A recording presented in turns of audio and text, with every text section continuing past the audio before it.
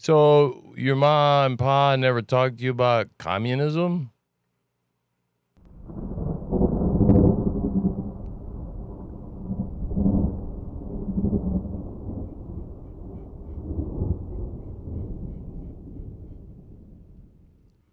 So yeah, Truth Slinger coming at you one more time. Well, we were in the process of changing that date, so let's just change it right now. We're coming at you with another news program today. That's right. Truth Slinger episode 93. Gosh, we're still on June 28th, right? Gotta find that date. There it is. 93. Welcome back. Hope I don't bore you too much with all this content I'm bringing forward, but I'm told I'm supposed to make a lot of content. The channel's not doing crap. So I'm just going to continue to make more things, different things, shorter things, longer things, mix it up. Been working on the studio now that you can see what's going on here. We got new digs, right? We got the Afghan over here. Is that not what it's called, my love? The Afghan? Sure. Does that have anything to do with Afghanistan or Afghanis making it or something? Okay, well, we'll roll with that. Got a bunch of those. So I thought I'd staple that sucker over because I didn't think it like egg crate that you're supposed to sleep on underneath the mattress cover or whatever was too attractive looking. So thought I'd cover that up, and I think it looks pretty good. And then we got the whole more lighting going on. I finally figured out, we screwed around with this before we started making episodes, 93 episodes ago. And I've just like not been consistent on the lighting, the color, everything, all that the whole time we've been doing this show. Just never really happy with it.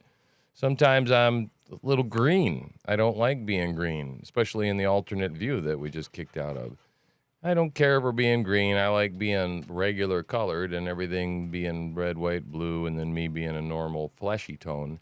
And my teeth, while they are slightly yellow, okay, because I haven't been the best in my life at taking care of it, I wasn't really granted with those pearly whites, and I can't stand the burning sensation of anything on my gums.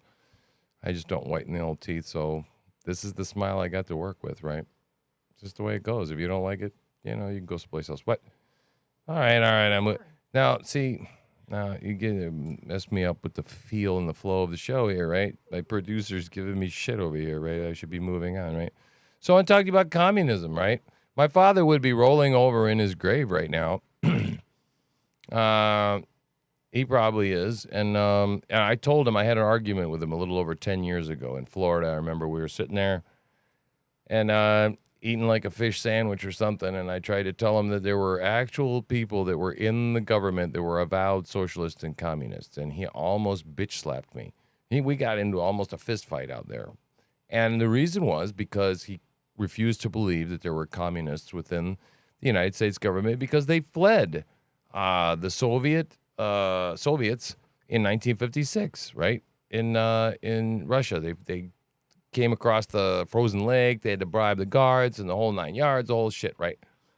So at the time, I didn't want to get into a fist fight with him, right? That's my dad, right? Was visit. We were down in Florida, and we let it go. This was during the time of Obama and Valerie Jarrett, who said her favorite two people were Mother Teresa and Mao Zedong. Yeah, right. Right, Mao Zedong, who killed 60 million of his people. And we, right now, to this day, okay, we've got Justin Trudeau, right? That son of a bitch up there, who's still a commie, sympathizing, empathizing bastard, who just recently was saying how he was so excited, right, about the way China handles things over there, and he just admires them so much. So anyway, like, I wanted to show you that we ran across and stumbled across something that was captured in the congressional record. That was asked to be put into the congressional record in Florida, right? Ironically, of all places where my father moved and retired and then eventually died and is buried.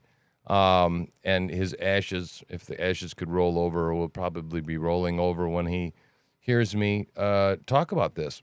So, yeah, we stumbled on this. And some of the more than just the ones that are circled apply. I'm not the one who circled these, but let's look at the points. These are current communist goals, and this was put in by somebody that wanted to warn people, hey, the commies are here, and this is what they're trying to do, and we've got to watch for this. so that this stuff doesn't creep into our government and public policy, right? So now it's a little fuzzy for me too, and I might have to lean forward a little bit. But yeah, number one, U.S. acceptance. Let me see if I click on this now. Can you see this? Yeah. U.S. acceptance of coexistence as the only alternative to atomic war, right? We have to just live with communism, right? It's not something to be defeated because if we defeat it or try to defeat it, they might take nukes on us. So we just need to have like a nuclear detente, right? This is a goal. These are goals of the Communist Party here, people, right? Number 4 here. Now here, develop the illusion that total disarmament by the United States would demonstrate a moral strength. Now, that has not happened yet, people, in regards to disarming ourselves, nuclearly speaking, right? What happened? All right, they switched the game. The game became climate change. Now, what are we doing? We're dropping our pants and we're adhering to all sorts of strict standards that China has absolutely, or other communist countries, because, you know, they're developing countries. They have absolutely no willingness to abide by the rules, but yet we will, right? And so we will unilaterally disarm ourselves in regard to our economic status, which is exactly what's going on right now, I would argue to you, right? Permit free trade between all nations, regardless of the communist affiliation and regardless of whether or not items could be used for war. That's going on. Let me see. Promote. Oh, here we go.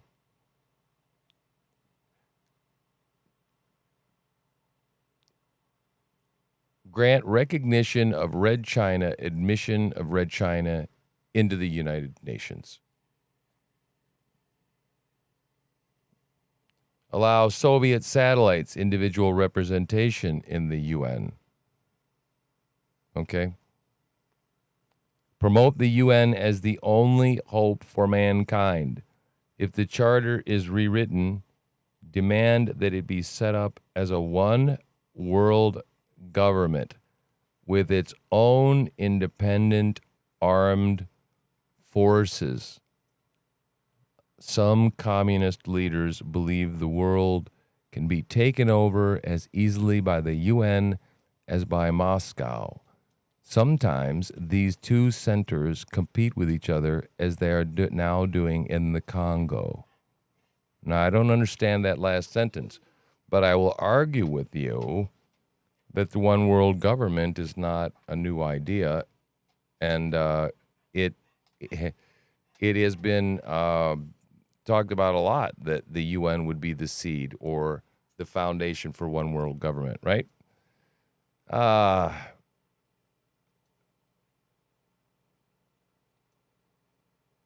Here we go. Number 15. This is a good one. Capture one or both of the political parties in the United States. Which one do you suppose they captured, boys and girls? What do you think? In the comment below, just let me know what you think. Want to know what my thoughts are? Mostly the Democrat Party, but not completely. There's a whole lot of the Republican Party that is owned by the Chinese. And I think if we had any stinking idea how much of our government was controlled and owned by the Chinese government, I think we would be shocked, right? Number 17, get control of the schools. Use them as a transmission belts for socialism and current communist propaganda. Soften the curriculum. Ooh, soften the curriculum. Make dumb things down. Make it easier. Get control of teachers' associations. Put the party line in textbooks. Oh, God. I've been talking to you about cultural Marxism, right? All of this stuff, this dividing of the children from the parents, this stuff has been along the lines of the sex, and I think they've done just a mighty great job with that, don't you think? Right?